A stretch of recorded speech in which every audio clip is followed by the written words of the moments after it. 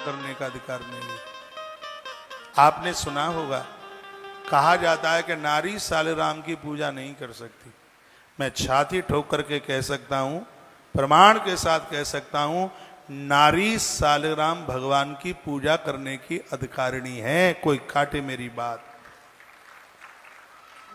नारी सालिग्राम भगवान की पूजा करती है। हाँ, वो नारी नहीं कर सकती जिसने गर्भ में भ्रूण हत्या करी है, संतान को मारा है, पति को विष दिया है, अपने पति को छोड़कर किसी गैर पुरुष के साथ संबंध जोड़े है। ऐसी नारी भगवान सालिग्राम भगवान की पूजा करने की अधिकारिणी नहीं। एक और अद्भुत बात मैं आपको बता रहा हूं, यदि किसी ने ऐसी त्रुटि करी है, ऐसी गलती करी है, भगवान गणेश को वो प्रायश्चित करे, उपवास करे, 1 वर्ष के लिए गणेश चौथ की कथा सुने, गणेश को दूर्वा चढ़ा करके बंधन प्रार्थना करे और अब गलती करना कर दे बंद, भगवान गणेश उसके संपूर्ण पापों को जला करके राख कर देंगे। फिर वह स्त्री पुरुष भगवान सालिग्राम भगवान की पूजा करने के अधिकार। श्रीमन नारायण। एक कोई कथावाचक हैं कौशिक जी महाराज, उनके विषय में मुझे एक वीडियो भेजा गया था और वह वीडियो वृंदावन से ही आया है। और वृंदावन के उन प्रेषक महोदय ने कहा है कि इन्होंने जो प्रवचन में कहा स्त्रियों को शालिग्राम का पूजन करना विहित है, शास्त्र सम्मत है, इसमें शास्त्र प्रमाण क्या कहते हैं।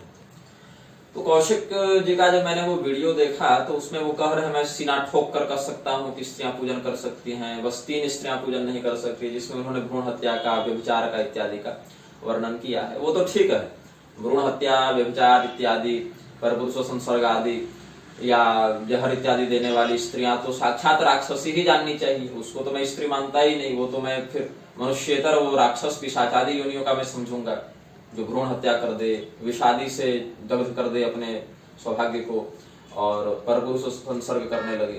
तद्वत पुरुष भी, भ्रूण हत्यारे पुरुष भी, पर स्त्रीगामी पुरुष भी राक्षस ही जानने चाहिए। उनमें क्या मनुष्य तो प्रतिष्ठित रहेगा, आतताई हो जाते हैं ऐसे लोग। लेकिन कौशिक जी ने जो कहा कि सीना ठोक कर सकता हूँ, स्त्रियां शालिग्राम का पूजन कर सकती हैं, तो कैसे कर सकती हैं और कैसे नहीं कर सकती हैं, इसका उन्होंने पूरा स्पष्ट तो प्रमाण दिया नहीं। उन्होंने मंच से भले कह दिया कि मैं कर सकता हूँ, प्रमाण दे दूंगा, लेकिन क्या प्रमाण था ये तो उन्होंने बताया नहीं, उल्टे व्यक्तियों को भ्रमित कर दिया। तो ऐसा नहीं है कि कोई स्त्री भ्रूण हत्या नहीं कर रही है, पर पुरुष गमन नहीं कर रही है तो शालिग्राम भगवान का स्पर्श पूर्वक पूजन करने लगेगी, ऐसी बात नहीं समझनी चाहिए। स्कंद पुराण का ही प्रमाण मेरे पास उपलब्ध है। शालिग्राम न स्पृशेत्तु हीन वर्णे वसुंधरे, स्त्री शूद्र कर संस्पर्शे वज्र स्पर्शाधिको मतः, मोहाद्य संस्पृशेत् क्षुद्रो योषित वापि कदाचन श्वपेत नरके घोरे यावदाभूत संप्लवम्, यदि भक्तिर्भवेत् तस्य स्त्रीणां वापि वसुंधरे, दूरा देवा स्पृशन् पूजां कारयेत् सुसमाहितः। स्पष्ट कहा कि शूद्र वर्ण के व्यक्ति को और स्त्रियों को शालिग्राम भगवान का स्पर्श पूर्वक पूजन नहीं करना है। यदि उनमें भगवान नारायण के प्रति भक्ति हो तो वे दूर से बिना स्पर्श के ही शालिग्राम भगवान का अर्चन करें। शालिग्राम भगवान के पूजन की बहुत ही स्पष्ट और बहुत ही कठोर विधियां हैं, और यहाँ तक कि हम लोग भी भगवान शालिग्राम का अर्चन जब करते हैं तो बहुत ही स्पष्ट कठोर नियमों के साथ करते हैं। ये नहीं कि केवल भक्ति हो गई तो हम पूजन करने लगे, नहीं। कोई भी भगवान के पूजन का ही जो विधान है वो भगवान से ही पूछा जाता है। नारद मुनि ने भी पूछा, किम व्रतं किं विधानम च कृतं केन च तद्विज। तो व्रत का विधान, पूजन का विधान, यह सब शास्त्रोक्त होते हैं। कोई घृणा की बात नहीं, कोई वैमनस्य की बात नहीं है, लेकिन एक विधि है। आप खीर बना रहे हैं तो खीर में आप नमक नहीं डाल सकते, आप खिचड़ी बना रहे हैं तो खिचड़ी में आप नमक डालेंगे। तो आप एक विधि के अनुसार ही हर चीज को करते हैं। आप पेट्रोल इंजन में डीजल नहीं डाल सकते, डीजल इंजन में पेट्रोल नहीं डाल सकते, उसकी एक प्रक्रिया विधि है। वैसे ही भगवान के सगुण अर्चा विग्रह के पूजन में तो उतना नियम नहीं है, लेकिन शालिग्राम भगवान के अर्चन में कुछ विशिष्ट नियम हैं। ब्राह्मण, क्षत्रिय, वैश्य, पुरुष विष्णु धर्मान्वित होकर, वैष्णव भाव से युक्त होकर, यज्ञोपवीत शिखादि सूत्रादि से युक्त हो और सदाचारी हो तभी भगवान शालग्राम का स्पर्श पूर्वक पूजन करने का अधिकारी होता है, अन्यथा इनको भी अधिकार नहीं है। अब हम आगे बढ़ते हैं। पद्म पुराण के पाताल खंड के अध्याय 20 के श्लोक 22 से लेकर 27 तक देखें। ब्राह्मण क्षत्रियो वैश्य शूद्रो वेद पथि स्थितः शालग्रामं पूजयित्वा गृहस्थो मोक्षमाप्नुयात्। ब्राह्मण क्षत्रिय वैश्य और शूद्र जो वैदिक मर्यादा का पालन करते हो, वैदिक मर्यादा का अर्थ यह नहीं कि सब वेद पढ़ने लगे, वैदिक मर्यादा का अर्थ यह है कि वेद और वेद सम्मत शास्त्रों में चारों वर्णों के लिए जो कर्तव्य निर्दिष्ट हैं उनके अनुसार जो जीवन यापन करते हैं, वे व्यक्ति गृहस्थ होकर भी शालग्राम भगवान का पूजन करने से मोक्ष को प्राप्त कर लेते हैं। न जातु चित स्त्रिया कार्यं शालग्रामस्य पूजनम भर्तृहीनाथ सुभगा स्वर्ग लोक हितैषिणी। कोई भी स्त्री हो, चाहे सौभाग्यवती स्त्री हो चाहे विधवा स्त्री हो, कोई भी स्त्री शालग्राम भगवान का पूजन न करे। क्यों, कैसे न करे? स्पर्श करके न करे।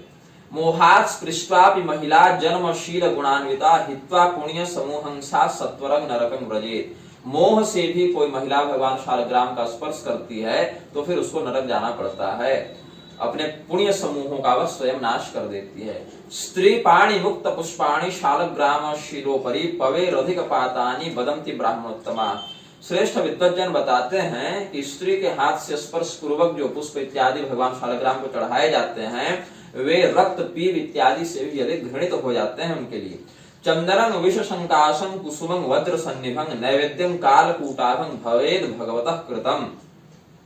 जो स्त्री चंदन लगाती है भगवान को स्पर्श पूर्वक, शालग्राम भगवान को, वह विष के समान हो जाता है, पुष्प वज्र के समान हो जाता है, और नैवेद्य जो स्पर्श पूर्वक लगाया जाए वह कालकूट विष के समान त्याज्य हो जाता है। इसीलिए कहा तस्मात् सर्वात् मना त्याज्यं स्त्रिया स्पर्शः शिरोपरि कुर्वती याति नरकं यावद् इंद्राश्च चतुर्दश। 14 इंद्रों के कार्यकाल पर्यंत अर्थात कल्प पर्यंत वह स्त्री नरक जाती है जो स्पर्श पूर्वक शालग्राम भगवान का पूजन करती है।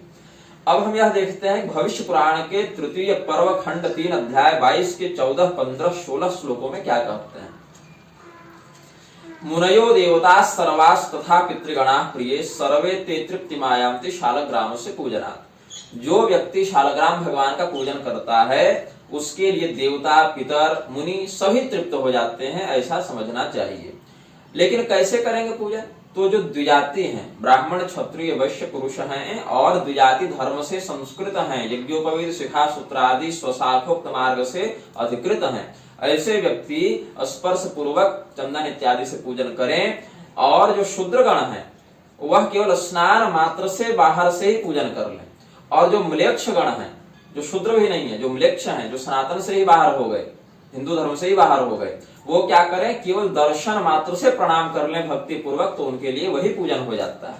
मतलब पूजन तो सभी कर ही रहे हैं लेकिन अलग अलग विधि और पद्धति के आश्रय से, और सबको वही फल मिल रहा है। ये नहीं कि ब्राह्मण ने चंदन लगा के पूजन कर दिया तो अधिक फल मिल गया और म्लेच्छ ने बस देखकर नमस्कार कर दिया तो उसको कम मिल गया, ऐसा नहीं है। अपनी अपनी विधि से पूजन करने पर ही व्यक्ति को समग्र फल की प्राप्ति होती है। तो जो फल ब्राह्मण को स्पर्श पूर्वक पूजन करने से मिल जाता है वही फल शूद्र आदि को मात्र दूर से पूजन करके मिल जाता है बिना स्पर्श पूर्वक, और वही फल म्लेच्छों को मात्र दर्शन करके विनय भाव से प्रणाम कर लेने से भक्ति से ही वही फल मिल जाता है, ऐसा समझना चाहिए। कैसे कहा?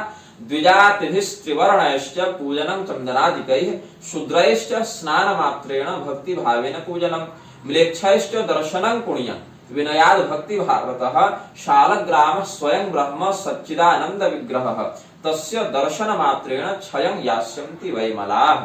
ये कहा। अब हम देखते हैं वराह पुराण के अध्याय 186 के श्लोक 48, 49, 50 और 51 में सर्वैर वर्णैस्तु संपूज्याः प्रतिमाः सर्वदेवता। सभी देवताओं की प्रतिमाएं सभी वर्णों के द्वारा पूजनीय है, अपने अपने मंत्रों के विधान से। ब्राह्मण क्षत्रिय वैश्य शूद्र इन सबों के द्वारा सभी देवताओं की प्रतिमा पूजनीय होती है। अब ये नहीं कि गर्भगृह में जाकर सभी मंदिरों में पूजा करने लगे, उस हिसाब से नहीं कहा। आप घर में पूजन करें या स्वयं से मंदिर बनवाकर प्रतिष्ठित करके पूजन करें। लेकिन जो सिद्ध प्रतिष्ठित देवालय हैं अन्यान्य महापुरुषों के द्वारा, वहां तो हम लोग भी विशेषतया गर्भगृह में प्रवेश नहीं करते, कर भी लिया तो स्पर्श पूर्वक पूजन तो नहीं करते। वहां जो देवलादि अर्चक अधिकृत हैं महायाजक आदि, वही केवल वहां पूजन करते हैं। ब्राह्मण भी हो तो वह भी ऐसे किसी भी मंदिर के गर्भगृह में घुस के स्वयं अर्चन नहीं करता है, नियमतः तो नहीं करना चाहिए। अब क्या कहा, सर्वैर वर्णैस्तु संपूज्या प्रतिमा सर्वदेवता लिंगानि अपि तु पूज्यानि मणिभिः कल्पितास्तथा। प्रतिमाओं का और लिंगों का पूजन भी करें, सभी वर्ण करें। तो लिंग में दो आते हैं, हरलिंग और हरिलिंग। हरलिंग को शिवलिंग कहते हैं और हरिलिंग को शालग्राम कहते हैं। ये सब भगवान के प्रतीक हैं, प्रत्यक्ष विग्रह हैं। और शिवलिंग में भगवान शिव की प्रधानता से सभी देवता पूजित हो जाते हैं और शालग्राम में भगवान नारायण की प्रधानता से सभी देवता पूजित हो जाते हैं। तो यहाँ कहा शालग्रामो न स्पृष्टव्यो हीन वर्णैर वसुंधरे स्त्री शूद्र कर संस्पर्शो वज्र स्पर्शाधिको मतः। वज्र के स्पर्श से भी अधिक कठोर स्पर्श माना गया है स्त्री और शूद्र के हाथ से शालग्राम भगवान का स्पर्श। इसीलिए कहा कि कल्प पर्यंत वह शूद्र या वह स्त्री नरक जाते हैं जो स्पर्श पूर्वक भगवान का शालग्राम का पूजन करते हैं। मोहादिय, मोह से भी न करे, मोहादिय संस्पृशे क्षुद्रो योषित वापि कदाचन पच्यते नरके घोरे यावदाभूत संप्लवम। तो क्या करेंगे हम, क्या भगवान का पूजन नहीं करेंगे स्त्री और शूद्र? तो ऐसा भी नहीं है। यदि भक्तिर भवेत् तस्य स्त्रीणां वापि वसुंधरे दूरा देवा स्पृशन पूजां कारयेत् सुसमाहितः चरणामृतपानेन सर्व पाप क्षयो भवेत्। स्त्री और शूद्र क्या करे, बिना प्रत्यक्ष स्पर्श के दूर से ही भगवान का पूजन करे, स्पर्श न करे और भगवान के चरणामृत का पान करे, तो उस स्थिति में उनके सभी पापों का नाश हो जाता है, उनको वही उत्तम गति प्राप्त होती है। स्कंद पुराण में, अब यहाँ शूद्र शब्द से, स्त्री शब्द से बहुत लोग नारीवादी और वामपंथी वैमनस्यवादी भड़क जाएंगे। आजकल क्या होता है ना कि लोगों को संतुष्ट करने के लिए शास्त्रों की मनमानी व्याख्या आचार्यगण करने लगे हैं, लेकिन ऐसा नहीं होना चाहिए। आपको आचार्य को और वैद्य को कठोर वाचा होना चाहिए। वह कठोर शब्दों का प्रयोग भले करे लेकिन अशास्त्रीय शब्दों का प्रयोग न करे। डॉक्टर अगर मरीज की इच्छा के अनुसार चलने लगेगा तब तो मरीज मर ही जाएगा, और आचार्य अपने अनुयायियों की इच्छा के अनुसार चलने लगेगा तो शास्त्र की मर्यादा नष्ट भ्रष्ट हो जाएगी। तो क्या कहा, स्कंद पुराण के नागर खंड के अध्याय 243 के आप प्रकरण को देखें, वहां ब्रह्मा जी ने बताया है कि एक शूद्र था, उसका नाम था पैजवन। शूद्र पैजवनो नाम गार्हस्थ्यात् शुद्धिमाप्तवान् धर्म मार्गा विरोधेन तन्निबोध महामते। एक अत्यंत शुद्ध बुद्धि वाला, एक धर्म मार्ग पर स्थित रहने वाला शूद्र था जिसका नाम था पैजवन। आसीत पैजवन शूद्र पुरा त्रेता युगे किल स्वधर्म निरतः ख्यातो विष्णु ब्राह्मण पूजकः न्यायागत धनो नित्यं शांतं सर्वजनप्रियः सत्यवादी विवेकज्ञस्तस्य भार्या च सुंदरी धर्मोढ़ा वेद विधिना समान कुलजाशुभा पतिव्रता महाभागा देवद्विज हिते रता काश्यां संबंधिता बाला वैजयंत्यां विवाहिता सा धर्माचरणे दक्षा वैष्णव व्रतचारिणी। तो ये जो शूद्र थे पैजवन, ये त्रेता युग में हुए थे और भगवान विष्णु के और ब्राह्मणों के बहुत बड़े भक्त थे। ये अपने धर्म में स्थित थे, जो न्याय पूर्वक उपार्जन हो जाए उसी धन का उपभोग करते थे, मतलब सत्यनिष्ठ व्यक्ति थे। उन्होंने कभी कोई चोरी डकैती नहीं की, अन्याय से कोई गलत काम से भ्रष्टाचार से धन अर्जित नहीं किया, शांत चित्त थे, सर्वजनक प्रिय, सभी लोगों की वो प्रिय थे, कोई व्यक्ति उनसे द्वेष नहीं करता था, सत्य बोलने वाले थे, विवेकी थे और उन्हीं के कुल में समान कुलजा मतलब शूद्र वर्ण में ही उत्पन्न उनकी पत्नी थी, सुंदर पत्नी थी जो पतिव्रता थी और धर्म को जानने वाली थी, देवता और द्विजों की सेवा में रत रहती थी और वह काशी की थी। उसका नाम था वैजयंती और वैजयंती से ही धर्माचरण में दक्ष वैजयंती से ही पैजवन शूद्र का विवाह हुआ था। तो इनके भी संतान इत्यादि होती है। आगे इन्होंने क्या क्या यज्ञ किए, क्या क्या दान किए, पाक यज्ञ इन्होंने किया था और लाखों स्वर्ण मुद्राएं दान की थी पैजवन शूद्र ने। और भगवान शिव का और भगवान विष्णु का ये बहुत ही श्रेष्ठ व्रत करते थे। कितने इन्होंने तालाब बनवाए, कितने धर्मशालाएं बनवाई, कहाँ कहाँ प्याऊ लगवाए और कहाँ कहाँ कंबल इत्यादि दिए, सब कुछ इन्होंने किया है अपना। फिर आगे इन्होंने अपने जीवन को सफल करने के लिए हर प्रकार से धर्म का आचरण किया। अब एक बार क्या हुआ, इनके यहाँ पर गालव मुनि का आगमन हुआ। पैजवन शूद्र के यहाँ गालव मुनि आए। गालव मुनि कौन है? विश्वामित्र जी के पुत्र हैं। विश्वामित्र जी कौन है? कौशिक नाम से विश्वामित्र जी प्रसिद्ध हैं। और कौशिक जी महाराज ने शालग्राम प्रकरण भी यहाँ पर कहा है। तो कौशिक महाराज ने शालग्राम जी में स्त्रियों का स्पर्श पूर्वक पूजन विहित बता दिया, और कौशिक मुनि के विश्वामित्र जी के पुत्र गालव जी यहाँ पर क्या बताते हैं इसका प्रकरण आप देखें। तो क्या कहा, पैजवन शूद्र ने जब गालव मुनि आए तो उनको बड़ा प्रेम से सम्मान से उनका स्वागत सत्कार किया, बढ़िया आसन पर बैठाया, और फिर उनके सामने भगवान की स्तुति प्रशंसा सत्संग इत्यादि करने के बाद क्या कहते हैं कि मुनिं पैजवनो नाम सच्छुद्रः प्राह सम्मतः किमागमन कृत्यं ते कथयस्व प्रसादतः। जब गालव मुनि का आतिथ्य सत्कार हो गया, ऋषि बैठ गए, स्वस्थ चित्त हो गए, यात्रा की थकान दूर हो गई, तो पैजवन ने कहा कि भगवान आप हमें बताएं कि हमारे यहाँ किस कृपा को करने हेतु आपका आगमन हुआ है, आप क्यों हमारे यहाँ आए हैं, प्रसन्न चित्त होकर बताएं। को वा तीर्थ प्रसंगश्च चातुर्मास्ये समीपगे गालवः प्राह सच्छुद्रं धार्मिकं सत्यवादिनम। तो उस शूद्र को, कैसा शूद्र था, सत शूद्र था, मतलब अच्छा शूद्र था। तो उससे गालव मुनि ने कहा कि वो पूछा कि हो सकता है चातुर्मास से आ रहा हो, तो आप किसी तीर्थ में जा रहे हो, या हमारे यहाँ चातुर्मास से बिता दें, आप 4 महीने का व्रत कर रहे, तो आप बताइए कैसे आए। तो उन्होंने कहा कि मैं बहुत दिनों से तो तीर्थों में भ्रमण कर ही रहा हूँ, अब मैं चाहता हूँ कि तुम्हारे ही यहाँ हम चातुर्मास इस बार करें। आषाढ़ शुक्ल एकादश्याम करिष्ये नियमं गृहे नारायण से प्रत्यर्थम श्रेयोर्थम चात्मनस तथा। तो उन्होंने कहा कि तीर्थों में तो बहुत हो गया, अब एक बार तुम्हारे घर में भी हम चातुर्मास व्रत करें, ऐसा विचार है। तो पैजवन ने क्या कहा, मामनुग्रहजान बुद्धिं गृहीत्वं द्विजपुंगव वेदेधिकारो नैवास्ति वेद सार जपस्य वा पुराण स्मृति पाठस्य तस्मात् किंचित् वदस्व मे तत्वात्म सदृशं किंचित् भाति रूपं महाफलं चातुर्मास्ये विशेषेण मुक्ति संसाधकं वद।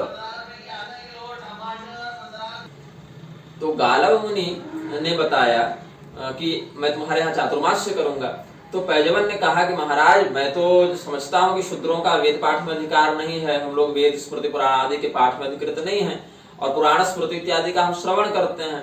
तो उस स्थिति में आप हमें बताएं कि किस प्रकार से हम इस चातुर्मास में कुछ ऐसा करें कि हमारी भी मुक्ति हो जाए प्रभु। तो गालव मुनि ने क्या कहा, शालिग्राम गतं विष्णु चक्रांकित पुटं सदा येर जयंती नरा नित्यं तेषां भुक्तिस्पदूरतः। साक्षात चक्रांकित भगवान नारायण शालग्राम स्वरूप का जो पूजन करते हैं उनके लिए मुक्ति तो बिल्कुल हाथ में हो जाती है। शालग्रामे मनो यस्य यत् किंचित क्रीडते शुभं अक्षय्यं तद भवे नित्यं चातुर्मास्ये विशेषतः। विशेष करके शालग्राम भगवान का जो लोग अर्चन करते हैं और उनके प्रति अपने मन को लगाते हैं, उनका किया गया सभी सत्कर्म अक्षय हो जाता है। इस प्रकार से भगवान शालग्राम का वर्णन करके कहा कि कोई भी नदी का जल मिला दो, शालग्राम भगवान का स्पर्श अगर किसी भी नदी के जल में हो जाए तो महातीर्थ हो जाता है। और किसी भी प्रकार का पुण्य करना हो, किसी प्रकार का तीर्थ का फल प्राप्त करना हो, वहां न जा सकते हो तो शालग्राम भगवान के सानिध्य से वह भी प्राप्त हो जाता है, ऐसा कहा। फिर कहा ब्राह्मण क्षत्रिय विषान सच्छुद्राणाम अथापि वा शालिग्रामाधिकारोस्ति न चान्येषां कदाचन। ब्राह्मण क्षत्रिय वैश्य और सत शूद्र का अधिकार है शालग्राम पूजन में, अन्य जनों का नहीं है। तो गालव जी के इस बात को सुनकर पैजवन ने क्या कहा, ब्राह्मण वेद विदान श्रेष्ठ सर्व शास्त्र विशारद स्त्री शूद्रादि निषेध होयं शालिग्रामे ही श्रूयते मादृशत्वं कथं शालिग्राम पूजा विधिं वद। कि हे ब्राह्मण, आप सभी शास्त्रों को जानने वाले हैं और मैंने सुना है कि स्त्री और शूद्र शालिग्राम भगवान का पूजन नहीं कर सकते हैं, तो इस स्थिति में हमको किस प्रकार से पूजन करना चाहिए? क्योंकि एक तरफ कहते हैं नहीं करना चाहिए, एक तरफ आप बता रहे हैं करना चाहिए, तो कैसे करें और कैसे ना करें इस पर आप हमें मार्गदर्शन करें। तब गालव मुनि ने क्या कहा, असत शूद्र गतं दास निषेधं विद्यमानद स्त्रीणामपि च साध्यीनां नैवा भावः प्रकीर्तितः माभूत संशयस्तेनात्र नाकुशे संशयात् फलम् शालिग्रामार्चनपराः शुद्ध देहा विवेकिनः नते यमपुरं यान्ति चातुर्मास्ये च पूजकाः शालग्रामार्पितं माल्यं शिरसा धारयन्ति ये तेषां पाप सहस्राणि विलयं यान्ति तत्क्षणात्। क्या कहा कि जो शूद्र और स्त्री के लिए निषेध बताया गया है वह असत शूद्र और असत स्त्री के लिए बताया गया है। मतलब मांस मदिरा में लिप्त रहने वाले शूद्र, जो व्यभिचार इत्यादि में लिप्त रहने वाली स्त्रियां हैं, मतलब जो सदैव धर्म मार्ग के विरुद्ध जाकर काम करते हैं, उनके लिए निषेध बताया गया है। बृहद धर्म पुराण में शत शूद्र की परिभाषा बताया गया है, तो देवताओं का, ब्राह्मणों का, अतिथियों का पूजन करें, चोरी डकैती मांस मदिरा व्यभिचार इत्यादि से दूर रहें और जो सदैव सभी प्राणियों के प्रति सेवा और करुणा का भाव धारण करें, ऐसे शूद्रों को, शास्त्र परायण शूद्रों को सत शूद्र कहा जाता है। ऐसे शूद्रों का जल इत्यादि भी ग्राह्य होता है, वहां कोई भेदभाव भी नहीं रखा जाता। और ऐसे शूद्र भी भगवान के अर्चन आदि में, शालग्राम आदि के अर्चन में वैष्णव दीक्षा युक्त होकर अधिकृत हो जाते हैं। लेकिन फिर भी यह समझना चाहिए कि जैसे विदुर जी परम ब्रह्मनिष्ठ थे, शूद्र कुल उत्पन्न होकर भी, शूद्र योनि जात होकर भी विदुर जी अत्यंत श्रेष्ठ ब्रह्मनिष्ठ संत थे, किंतु फिर भी उन्होंने जहां जहां वर्णाश्रमगत मर्यादा आई वहां उन्होंने विशेषाधिकार का प्रयोग नहीं किया, मर्यादा के अनुसार ही रहे। इसीलिए ब्रह्मोपदेश करने के लिए अलग से सनत सुजात ऋषि का उन्होंने आवाहन किया है विदुर जी ने धृतराष्ट्र को उपदेश देने के समय। यद्यपि ज्ञान की दृष्टि से वे भी बता सकते थे, लेकिन उन्होंने वर्णाश्रम की मर्यादा का ही पालन किया। वैसे ही जो शूद्र शास्त्रनिष्ठ होगा, देवता में, विप्रों में और धर्म में रुचि रखेगा, वह कभी भी हठ पूर्वक यह नहीं कहेगा कि हमको स्पर्श पूर्वक ही पूजन करना है, अपितु वह बाहर से ही पुष्प जल चंदन आदि का प्रयोग भगवान के प्रति करके भक्ति भाव का ही प्रदर्शन करेगा। स्त्रियों को भी ऐसा ही करना चाहिए। यहाँ तक कि हमारे ही घर में हमारी माता, बहन, चाची इत्यादि स्वयं स्पर्श पूर्वक शालग्राम भगवान का पूजन नहीं करती हैं। यहाँ स्त्रियों में जो साध्वी शब्द आया है, वो आजकल जो साध्वियां कथा कहते चल रही है ना, मेकअप पोत पोत कर, उनको साध्वी मत समझना। स्वयं भी लोग बिगाड़ रही हैं और परलोक भी बिगाड़ रही हैं। साध्वी वह स्त्री है जो अपने कुल की परंपरा के अनुसार पातिव्रत धर्म का पालन करते हुए स्त्रियोचित कर्तव्यों में दृढ़ हो, वह साध्वी कहलाई गई है। ये सब जो कथा कहती चल रही है मेकअप पोत के, बिना शास्त्रानुसरण किए, ये सब साध्वी नहीं है। नाम भले साध्वी लगा लिए हैं, लेकिन ये सब साध्वियां हैं नहीं शास्त्रोचित परिभाषा के अंतर्गत। तो यह भी समझना चाहिए, क्योंकि स्पष्ट ये शास्त्र विरुद्ध कृत्य कर रही हैं। तो स्त्री और शूद्र का शालग्राम पूजन में किस प्रकार से और किस अंश में अधिकार है, यह मैंने शास्त्रीय प्रमाणों के साथ प्रस्तुत किया है। आशा है कि आचार्य जन जब मंच से कुछ व्याख्यान करेंगे तो सांगोपांग उसका विवेचन प्रस्तुत कर देंगे, जिससे आगे कोई भ्रम की स्थिति उत्पन्न नहीं हो। जय श्रीमन्नारायण।